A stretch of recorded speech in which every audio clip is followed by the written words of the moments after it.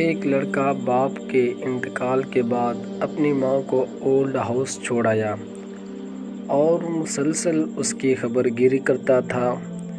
ایک روز old house سے phone آیا کہ تمہاری والدہ کا آخری وقت ہے، فوراً پہنچو۔ ماں کے پاس جا کر بیٹے نے پوچھا، اماں آپ کو کچھ چاہیے جو میں لے آؤں؟ ماں نے کہا، بیٹا یہاں اولڈ ہاؤس میں کولر خرید کے رکھ دینا، چونکہ بہت گرمی ہے اور یہاں رہنے والے لوگ بہت تکلیف و پریشانی میں رہتے ہیں۔ ٹوٹے ہوئے شیشوں کو بدلوا دینا تاکہ سردی میں یہ لوگ آرام سے رہیں۔ صحن میں درخت لگا دینا تاکہ اس کے سایہ میں آرام کر سکیں۔ فریج میں اچھی غذا رکھ دینا، کتنی ہی راتیں میں بغیر کھانے کے سوئی ہوں۔ بیٹے نے حیرت سے کہا، اماں آپ تو دنیا سے جا رہی ہیں اور مجھ سے یہ درخواست کر رہی ہیں اور پہلے مجھ سے شکایت کیوں نہیں کی؟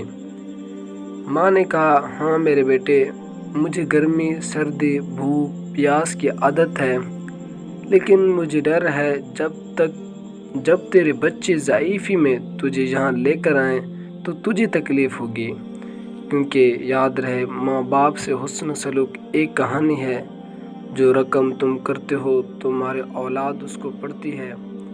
میں نے تجھے بہت ناز و نام سے